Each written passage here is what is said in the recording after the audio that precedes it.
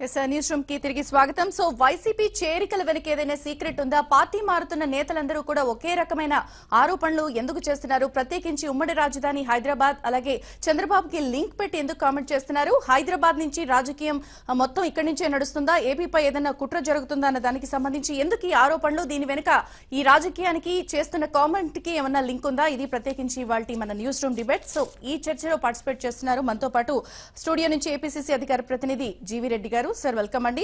అలాగే గుంటూరు నుంచి AP BJP అధికార ప్రతినిధి ఎడ్లపాటి రఘునాథ్ బాబు గారు కూడా లైవ్ లో సిద్ధంగా ఉన్నారు. చర్చకు స్వాగతం అండి. ఇక తెలంగాణ బెవరేజెస్ కార్పొరేషన్ చైర్మన్ దేవి ప్రసాద్ గారు కూడా హైదరాబాద్ నుంచి లైవ్ లో సిద్ధంగా ఉన్నారు. చర్చకు స్వాగతం అండి. ఇక టీడీపీ నుంచి పంచుమర్తి అనురాధ గారు మహిళా ఫైనాన్స్ కార్పొరేషన్ మాజీ చైర్పర్సన్, అలాగే టీడీపీ అధికార ప్రతినిధి పంచుమర్తి అనురాధ గారు కూడా సిద్ధంగా ఉన్నారు. అనురాధ గారు, ముందుగా నేను మీతో స్టార్ట్ చేస్తాను. సో హైదరాబాద్ కేంద్రంగా ఏపీపై కుట్రలు జరుగుతున్నాయని మీరు ఏమైనా భావిస్తున్నారా? ప్రత్యేకించి పార్టీ మారుతున్న నేతలందరూ కూడా ఉమ్మడి రాజధాని హైదరాబాద్ కి అలాగే చంద్రబాబుకి లింక్ చేసి మాట్లాడుతున్నారు. ఏం చెప్తారు ఈ కామెంట్స్ పై?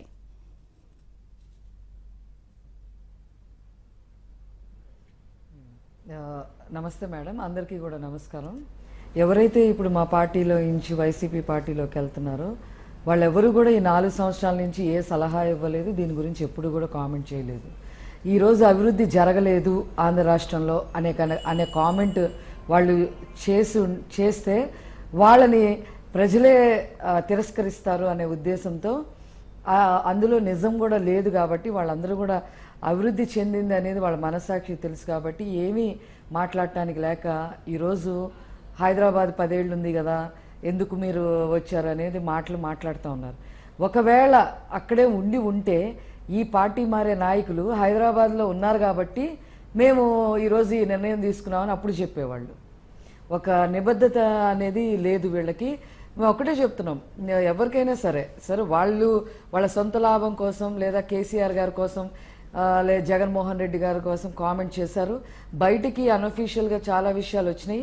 ఎవరికైతే హైదరాబాద్లో ఆస్తులు ఉన్నాయో వాళ్ళందరినీ బెదరేసి జగన్ పార్టీలో కనుక జాయిన్ అవ్వకపోతే మీకు హైదరాబాద్లో నిలవ నీడ ఉండదు లేదా మీ మీద కేసులు వేస్తాము అనే బెదిరింపులు కూడా టీఆర్ఎస్ పార్టీ నుంచి వచ్చినాయని బయట బాగా అందరికీ అర్థమవుతుంది.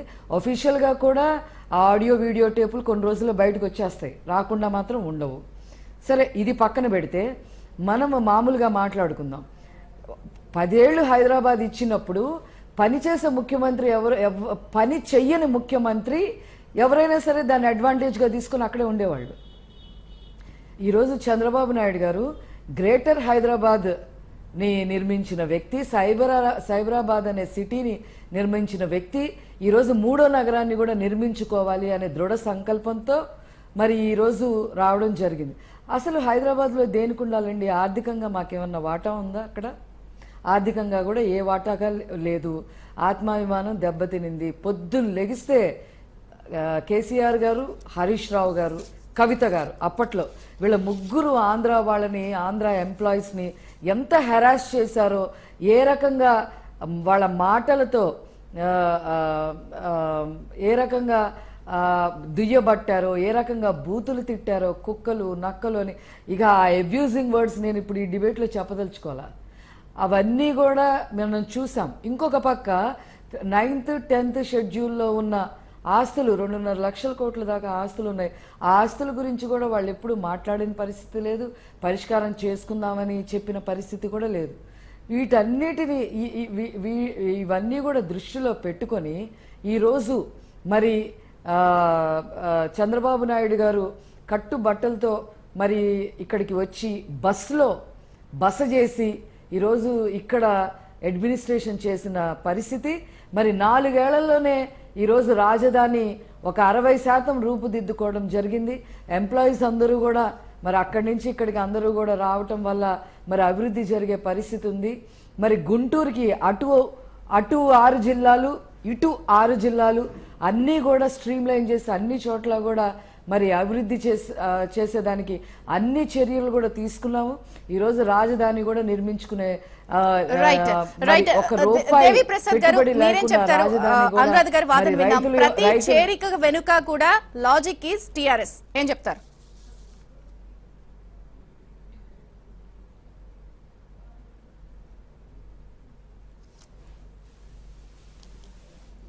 మాట్లాడిండ్రు, ఏ రాజకీయ పార్టీ నాయకులైనా ఆయా పార్టీలకు పోయే ముందు ఏం మాట్లాడుతున్నారు అవి సహజమైనటువంటి చర్చలే. కానీ ఇలా అందాజ చేస్తున్నటువంటి ఆరోపణలు వింటా ఉంటే నిజంగానే ఇలా ఒకవేళ హైదరాబాద్ లో ఆస్తులు కలిగి ఉన్నటువంటి వాళ్ళు, ఇలా హైదరాబాద్ లో ఆస్తులు చాలా మంది కలిగి ఉన్నారు.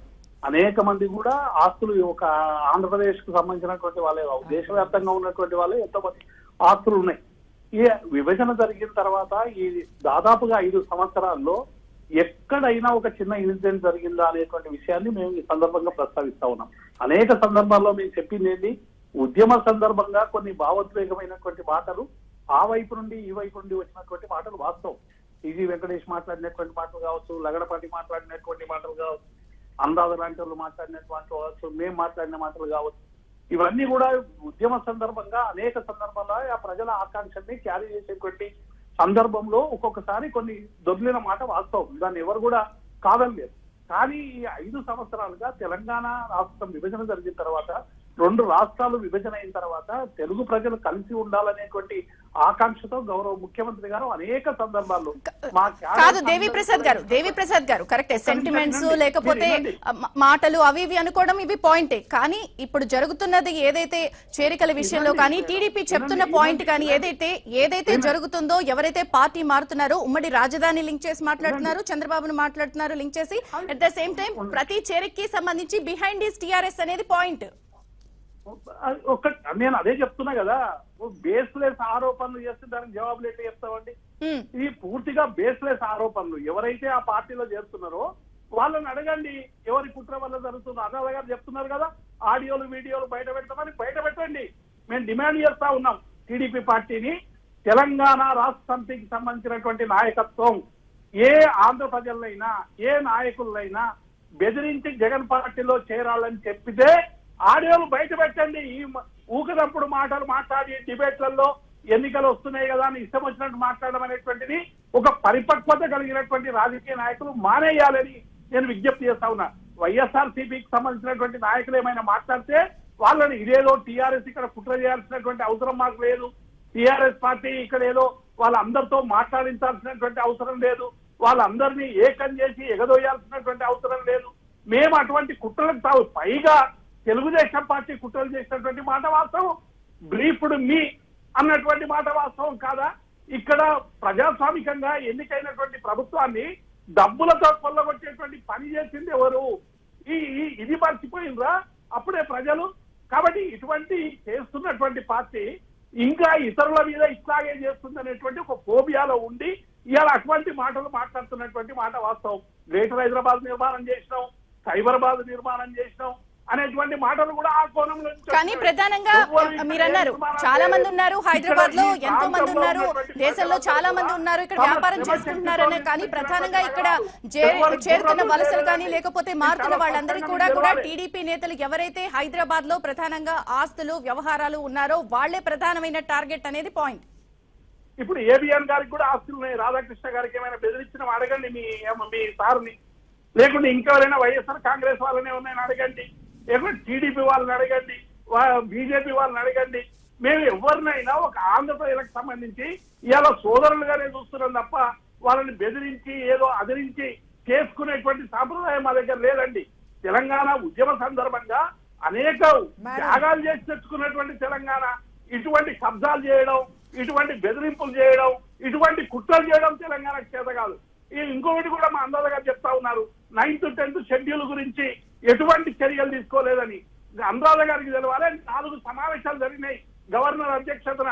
మీకు సంబంధించినటువంటి మంత్రులు వచ్చిండ్రు, మా మంత్రులు కూర్చున్న తర్వాత ఒక నిర్ణయానికి వచ్చే ముందు మీ అభిప్రాయాలు చెప్పండి అంటే మంత్రులంతా చెప్పేది ఏంటంటే మేము చంద్రబాబు నాయుడు గారితో మాట్లాడి పరిశీలించిన తర్వాత చెప్తామని చెప్పారు. చివరికి మా గవర్నర్ గారు ఏం చెప్పిందంటే మీరు మళ్ళీ ఒక సమావేశం జరిగితే నిర్ణయాలతో రండి, కాలయాపన చేయకండి చెప్పితే అప్పటి వరకు ఇప్పటి వరకు ఆ మంత్రులు నిర్ణయాలు తీసుకోలేనటువంటి మినిట్స్ ఉన్నాయి, అవి కూడా బయట పెడతాం. కాబట్టి ఇటువంటి తెలియని మాటలు మాట్లాడి ఒక నిమిషం మిగిలిన వాళ్ళ వాయిస్ కూడా తీసుకుని నేను మీ దగ్గరికి వస్తాను. రైట్, దేవిశ్రీ ప్రసాద్ గారు అర్థమైంది. జీవిరెడ్డి గారు మీరేం చెప్తారు? చట్టంలో 10 ఏళ్ల ఉమ్మడి రాజధాని వెసులుబాటు ఉంది, ఎవరు ఇక్కడ ఉండాలి, 10 ఏళ్ల ఇరు రాష్ట్రాల ప్రజలు ఉండాలి అనే ఛాన్స్ ఉంది. కానీ అట్ ద సేమ్ టైం ఇక్కడే 10 ఏళ్లు ఉంటే అక్కడ నిర్మించుకోవడం, మన రాష్ట్రం మన పాలన, ప్రజలకు ఒక సెంటిమెంట్ ఉంటుంది. నాయకులు, అధికారులు లేకపోతే పనిచేసే సిబ్బంది ఇక్కడ ఉంటే, అక్కడ పనిచేస్తే అక్కడ డెవలప్మెంట్ ఏంటి, 10 ఏళ్ల తర్వాత పరిస్థితి ఏంటి, ఇక్కడే ఉండాలి అన్న వ్యాఖ్యల్ని, 10 ఏళ్ళు ఇంకా టైం ఉంది కదా అన్న వ్యాఖ్యల్ని, చేస్తున్న ఆరోపణలని ఏం చెప్తారు, ఎలా మాట్లాడతారు? అంటే ఇప్పుడు చట్టాల్లో 10 ఏళ్ళు ఉన్నంత మాత్రాన్ని ఇక్కడే ఉంటే 10 ఏళ్ళు అయిపోదు కదా. ఇప్పుడు చట్టంలో పెట్టిన ప్రతి ప్రొవిజన్ కూడా మనం దాన్ని లిటరల్ గా అర్థం చేసుకోవడం వేరు, దాన్ని అనుకున్న ఉద్దేశాన్ని అర్థం చేసుకోవడం వేరు. ఇప్పుడు చట్టంలో పెట్టింది ఏంటంటే రాష్ట్ర విభజన జరిగే టయానికి ఆంధ్రప్రదేశ్కు రాజధాని లేదు కాబట్టి ఆ రాజధాని నిర్మించుకోవాలన్నా లేకపోతే కొంత సమయం పడుతుంది కాబట్టి ఆ సమయాన్ని ఆ రోజుకి ఎస్టిమేట్ చేయలేం. ఎందుకంటే చాలా అన్ఫోర్సిన్ ఈవెంట్స్ రావడానికి అవకాశం ఉంటుంది కాబట్టి ఎస్టిమేట్ చేయలేరు. కాబట్టి ఒక ప్రొవిజనల్గా 10 సంవత్సరాలు పెట్టారు. దాని అర్థం ఏంటంటే 10 సంవత్సరాలు పెట్టారంటే 10 సంవత్సరాలు ఇక్కడ ఉండమని కాదు, ఈలోపు అక్కడికి వెళ్ళి రాజధాని నిర్మించుకోవాలి, లేకపోతే మిగతా అన్ని కూడా ఇన్స్టిట్యూషన్స్ కానీ తరలించుకోవాలి, రాజధాని నిర్మించుకోవాలి అనేది ముఖ్య ఉద్దేశం. అయితే ఆ నిర్మించుకునే నేపథ్యంలో, ట్రాన్స్ఫర్ అయ్యే నేపథ్యంలో ఏదైనా ఇబ్బందులు ఉంటే ఆ మేరకు ఇక్కడ ఉండొచ్చని. దాని అర్థం 10 సంవత్సరాలు అంటే కరెక్ట్గా ఆ రోజు నుంచి 2024 మే వరకు ఉండి 2024 జూన్ 1న అక్కడికి వెళ్ళమని కదా దాని అర్థం. ఒకటి. రెండోది ఏంటంటే రాష్ట్ర రాజధాని అనేది ప్రజలకు ఆత్మగౌరవానికి సంబంధించినటువంటి అంశము. రెండోది వచ్చేసరికి ఆర్థిక వనరులతో కూడా ముడిపడినటువంటి అంశం. ఈరోజు తెలంగాణకి హైదరాబాద్ ఉందంటే దాదాపు 40% ఆదాయము, తెలంగాణకు మొత్తం వచ్చే ఆదాయంలో ఒక 40% ఆదాయం ఒక రాజధాని నుంచే వస్తుంది. ఎందుకు రాజధాని నుంచి వస్తుందంటే ఇక్కడ రాజధానిలో చాలా కంపెనీస్ అవన్నీ ఉండటం వల్ల, ప్రజలు ఎక్కువ మంది ఉండటం వల్ల, ఎకనామిక్ యాక్టివిటీస్ ఎక్కువ అవటం వల్ల ఆదాయం పెరుగుతుంది. అదేవిధంగా రేపు ఆంధ్రప్రదేశ్ కూడా ఒక రాజధాని డెవలప్ చేసుకున్నట్లయితే, రాజధానికి ఉన్నట్లయితే ప్రజలు అక్కడికి రావడానికి అవకాశం ఉంటుంది, ఎకనామిక్ యాక్టివిటీస్ పెరుగుతుంది. ఉదాహరణకి కానీ ఇప్పుడు ఉన్నంత మాత్రాన చేస్తున్న నాయకులందరూ ఏమంటున్నారు, 10 ఏళ్లు ఉమ్మడి రాజధాని ఉంది, ఎందుకు వెళ్ళిపోయారు అనేది కూడా ప్రధానంగా మాట్లాడుతున్నారు. ఎందుకు వెళ్ళకూడదు, ఎందుకు వెళ్ళిపోయారు అనేది కరెక్ట్ కాదు. ఎందుకంటే ఈ రోజు మొన్నటికి మొన్న మన హైకోర్టు చూసినట్టయితే దాదాపు 9,500 మంది దాదాపు డైరెక్ట్ ఎంప్లాయ్మెంట్ అయితే, ఇండైరెక్ట్ ఎంప్లాయ్మెంట్ అయితే మొత్తం అక్కడికి ఏపీకి తరలి రావడం జరిగింది. ఒక తెలంగాణ ఎన్ఆర్ఐ నాకు ఒక మెసేజ్ పెట్టారు, ఆంధ్రప్రదేశ్ తెలంగాణ నుంచి హైకోర్టు తరలిపోతుంటే ఎందుకు మా తెలంగాణ వాళ్ళు సంబరాలు చేసుకుంటారో నాకు అర్థం కావట్లేదు. 9,500 మంది ఇక్కడ ఉంటే ఎంత ఎకనామిక్ యాక్టివిటీ జరుగుతుంది, ఎంత ఆదాయం వస్తుంది హైదరాబాద్కి, ఆ మేర మొత్తం మనం కోల్పోయినట్టే కదా. అది హోటల్స్ కావచ్చు, ట్రావెల్స్ కావచ్చు, మిగతా ఫుడ్ విషయాలు కావచ్చు, ఎందుకు వీళ్ళు సంబరాలు చేసుకుంటున్నా అన్నారు ఒక తెలంగాణ ఎన్ఆర్ఐ నాకు పెట్టిన మెసేజ్ ఆ రోజు ఏది హైకోర్టు తరలిపోయేటప్పుడు.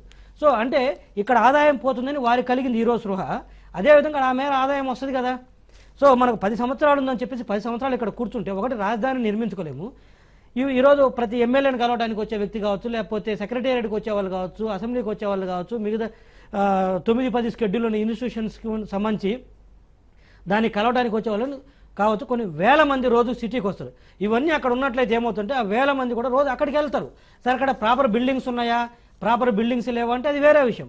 బిల్డింగ్స్ ఉంటేనే మనం పని చేసుకోవాలి, బిల్డింగ్స్ లేకపోతే పని చేయలేము అనేది లేదు. ఎందుకంటే మనకు 1956లో మద్రాసు నుంచి వచ్చినప్పుడు కర్నూలులో మనము గుడారాలు వేసుకొని లేకపోయినా సరే వెళ్లారు, నిర్మించుకుంటున్నారు, చేసుకునే ప్రయత్నంలో ఉన్నా కూడా ఎప్పుడూ లేని 3 ఏళ్లలో, ఇప్పుడు 4 ఏళ్లలో పూర్తయిపోయింది, దాటిపోయిన తర్వాత ఇప్పుడు ఈ కామెంట్స్ ని ఎలా చూడాలి? మొదట్లో ప్రశ్నించకుండా ఇప్పుడు వెళ్ళిపోయారు అని చూడాలి అంటే హైదరాబాద్ సెంట్రిక్ గా ఉన్న రాజకీయం జరుగుతుందని మీరు కూడా అనుకుంటున్నారు? హైదరాబాద్ సెంట్రిక్ గా నడుతున్నది ఈ రోజు టీడీపీ వాళ్ళు ఆరోపణలు చేస్తున్నారు. సరే వాళ్ళ ఆరోపణలతో పాటు మేము ఏకీపించలేము. ఎందుకంటే ఏదైనా కాంక్రీట్ గా ఇష్యూస్ బయటకు వస్తే ఆడియోలో, వీడియోలో, లేకపోతే ఏదైనా చర్చలు జరిపారు, ఏకీభవించకపోయినా బస్ యాత్రకు చేస్తున్నారు మీ నాయకులందరూ, ప్రధానంగా కూడా హోదా చేస్తున్నారు. మీ పార్టీ నేతలు లాంటి మరి శశిధర్ రెడ్డి వంటి వాళ్ళు కూడా చంద్రబాబుని వెళ్ళి కలుస్తున్నారు. వాళ్ళందరూ కూడా జగన్ రాకూడదు, మీరు వచ్చినా మాకు అభ్యంతరం లేదని డైరెక్ట్ గా దేవిప్రసాద్ గారు ఇందా చెప్తే ఏమన్నారంటే, ఇక్కడ తెలంగాణ ఆంధ్రప్రదేశ్ లో ఒక చిన్న సెంటిమెంట్, ఒక నేపథ్యం ఏంటంటే దేవిప్రసాద్ గారు ఏం చెప్పారంటే, ఉద్యమ సమయంలో మేము 4 మాటలన్నాం, వారు టీజీ వెంకటేశ్వర గారు కావచ్చు, లేకపోతే ఇంకొంతమంది నాయకులు కావచ్చు, వారు మమ్మల్ని 4 మాటలన్నారు. ఎమోషన్స్ కరెక్టే ఒప్పుకుంటారు. కాకపోతే ఒక చిన్న డిఫరెన్స్ ఉందండి, ఒప్పుకోవాలి మీరు. ఆ రోజు తెలంగాణ నాయకులు ఆంధ్ర నాయకులను తిట్టారు, ఆంధ్ర ప్రజలను తిట్టారు. ఆంధ్ర నాయకులు చూస్తే తెలంగాణ ప్రజలను ఏ రోజు ఒక మాట అనలేదు, తెలంగాణ నాయకులను మాత్రమే తిట్టారు. ఈ రోజుకు మనం రికార్డ్ చేయొచ్చు. ఈ రోజు నేను మీరు డిబేట్ చేస్తే అవుట్కమ్ రాదు. ఇవన్నీ కూడా మనకు ప్రతిదీ ప్రింట్ మీడియాలో ఉంది, ఎలక్ట్రానిక్ మీడియాలో ఉంది. అక్కడ సెన్సిటివ్ ఇష్యూ అది. ఆ రోజు అంటే పేర్లు చెప్పను కానీ అనురాధ గారు చెప్పినట్టు కుక్కలు అన్నారు, నక్కలు అన్నారు, మా బిర్యానీ మీకు ఇంకొకటి అన్నారు, మేము మలమూత్రాలు కృష్ణా గోదావరిలో పైన విసర్జిస్తే మీరు కింద తాగుతారన్నారు. ఇవన్నీ ప్రజలను ఉద్దేశించే కదా. ఆంధ్ర బాపనోళ్ళకు మరి మంత్రాలు రావు. అటువంటి సో సెంటిమెంట్ల ఇవన్నీ నేపథ్యంలో ఉన్నప్పుడు కలహాల కాపురం చేసుకునే కన్నా బెటర్ గా సరే ఉమ్మడి రాజధాని అయినా కూడా పెడుతున్నారు, చేస్తున్నారు, నిర్మిస్తున్నారు, వెళ్తే తప్పేంటి? ఒక్క నిమిషం వస్తాను. సో ఈ నేపథ్యం జరిగింది. తిరిగి తెలంగాణ ఆంధ్ర నాయకులు దాడి చేశారు తెలంగాణ నాయకుల మీద, కానీ తెలంగాణ ప్రజలు ఏ రోజు ఒక మాట లేదు. అదొకటి. ఎస్, ఇంకో మాటతో కూడా నేను ఏకీభవిస్తాను దేవిప్రసాద్ గారితో. ఈ రోజు 5 సంవత్సరాలైనా కూడా హైదరాబాద్ లో సీమాంధ్రలకు కాదు ఏ ఒక్కరికి కూడా ఇబ్బంది లేదు. ఎటువంటి ఇబ్బందులు కానీ ఆంధ్ర తెలంగాణను లేకపోతే ఆంధ్ర గుజరాత్ తెలంగాణ గుజరాత్ను ఎక్కడ ఇబ్బందులు పడలేదు. ఇక్కడ సమస్య ఏంటంటే ఇక్కడ ఆత్మగౌరవం సమస్య. ఆ రోజు కూడా ఆంధ్ర తెలంగాణ ప్రజలు ఉన్నప్పుడు కూడా ఆంధ్ర ప్రజలు ఏమి తెలంగాణ వాళ్ళని ఇబ్బంది పెట్టలేదు. ఒక్క నిమిషం. ఆ రోజు ఆంధ్ర తెలంగాణ ప్రజలు ఉన్నప్పుడు కూడా ఆంధ్ర ప్రజలు ఏమి తెలంగాణ ప్రజలు ఇబ్బంది పెట్టలేదే, ఏం దోచుకోలేదే. వాళ్ళు పదే పదే దోచుకున్నారన్నారు కదా, ఆ రోజు ఆంధ్ర ప్రజలు ఏం దోచుకోలేదే, ఆ రోజు కాంట్రాక్టర్లు ఏం దోచుకోలేదే. సో ఇక్కడ ఏంటంటే ఆత్మగౌరవ సమస్య. ఇక్కడ తెలంగాణలో హైదరాబాద్ లో ఆంధ్ర ప్రజలు ఉంటున్నారు కాబట్టి వాళ్ళకి ఇబ్బందులు కలిగించలేదు కాబట్టి వెళ్ళిపోతే తప్పేంటి? హైదరాబాద్ నుంచి సాగిస్తే ఇక్కడ నుండి చేస్తే వచ్చే లాభం ఏంటి? పార్టీ మారుతున్న నేతలందరూ కూడా చేస్తున్న ఆరోపణలను మీరు సమర్థిస్తారా?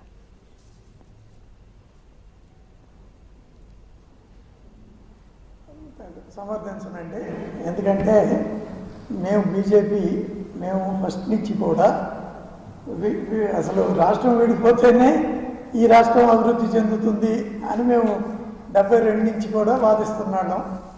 మేము ఫస్ట్ విభజించబడినాక డివైడ్ అయిపోయినాక 2014లో ఫస్ట్ మా పార్టీ ఆఫీసు ఇక్కడికి మార్చేసుకున్నాం. అంటే బిల్ అవ్వగానే ఈ జూన్ 2 డేట్ వరకు కూడా మేము ఆగలేదు. మేము ఇక్కడికి మార్చేసుకున్నాం. We're the first party. విడిపోతేనే ఈ రాష్ట్రానికి అభివృద్ధి అని పూర్తిగా మేము నమ్మేవాళ్ళం. కాబట్టి హైదరాబాద్లోనే పట్టుకుని వేళ్లాడాలి, అది కరెక్ట్ కాదు. అట్ ద సేమ్ టైం ఒక హడావుడిగా రావటం, అర్ధాంతరంగా రావటం, బస్సులో 5 కోట్ల బస్సులోనో 100 కోట్ల స్పెషల్ విమానంలోనో నేను పడుకుని నిద్రపోయాను అని అవసరం లేదు. దానికి సరైనటువంటి ఏర్పాటు చేసుకుని నివాసానికి కనీసం హోటల్ అద్దెదైనా చేసుకుని అదేవిధంగా ఆఫీసులు చేసుకుని ఆ రకంగా చేయొచ్చు. అంతేగాని ఈ షోలు బస్సుల్లో పడుకున్నామనే షో మాటలు అవసరం లేదు. అయితే ఏ ప్రెషర్లో వచ్చారు, ఏ తప్పనిసరి పరిస్థితుల్లో వచ్చారు అనేది వాళ్ళ క్వశ్చన్ వస్తున్నమాట. అక్కడ ఏదో ఒక ఓటుకు కొంత బయట అనుకునే మాట. ఈ ఓటుకు నోటు కేసులో దానిలో రాజీ ప్రయత్నంగా ఆ ఫార్ములాలో ఇక్కడికి వచ్చారని, మరి ఒకవేళ అదే నిజమైతే టీఆర్ఎస్ ఇక్కడ టీడీపీ పంపించేస్తే అక్కడి నుంచి, మరి వాళ్ళ టీఆర్ఎస్ వాళ్ళ సపోర్టుతో వెన్నుదన్నుతో ఈ వస్తున్నటువంటి ఎమ్మెల్యేలు మరి మనం హైదరాబాద్లో ఉంటే బెటరు అని ఎలా అంటారు? టీఆర్ఎస్ విషయమో మనం వెళ్ళిపోవాలని, చంద్రబాబు వెళ్ళిపోవాలని, మరి టీఆర్ఎస్ సపోర్ట్తో వచ్చిన ఎమ్మెల్యేలేమో కాదు హైదరాబాద్లో ఉంటే మంచిది అన్నప్పుడు రెండు కాంట్రడిక్టరీగా లేవా? అటు కాబట్టి ఈ విషయం వరకు టీఆర్ఎస్ వెన్నుదన్నుతో వాళ్ళు అలా మాట్లాడుతున్నారు అని నేను అనుకోను. ఇకపోతే ఆస్తులు అందరికీ ఉంటాయి, చాలా మందికి ఉంటాయి. వాళ్ళందరినీ కూడా అట్లా ఇబ్బంది పెట్టేస్తున్నారని నేను అనుకోను.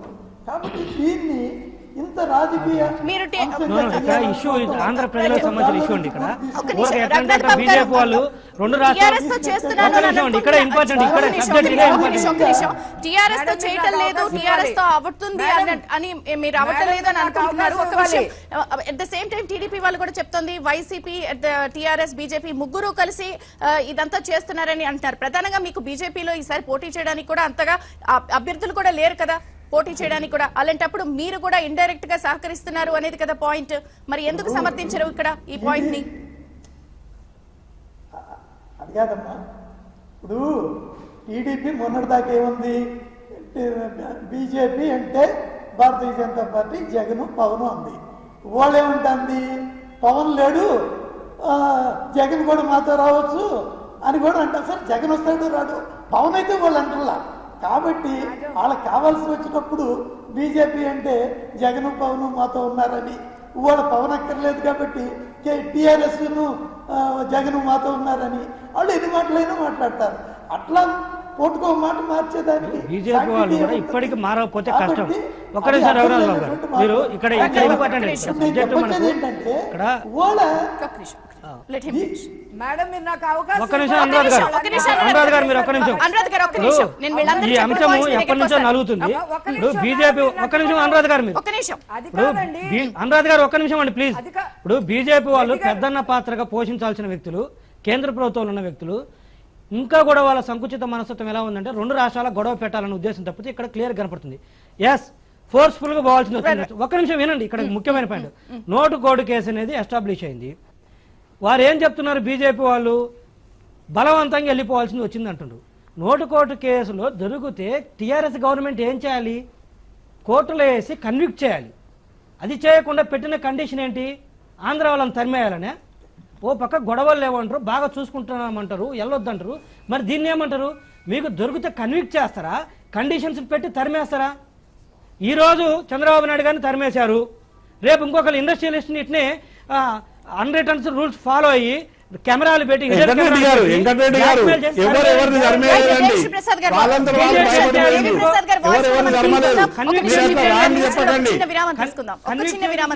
విరామం తీసుకున్న తర్వాత మనం జీవిరెడ్డి గారు ఒక్క నిమిషం ఒక చిన్న విరామం తీసుకుందాం, తర్వాత మనం చర్చను కంటిన్యూ చేద్దాం. చూస్తూనే ఉండండి ABN.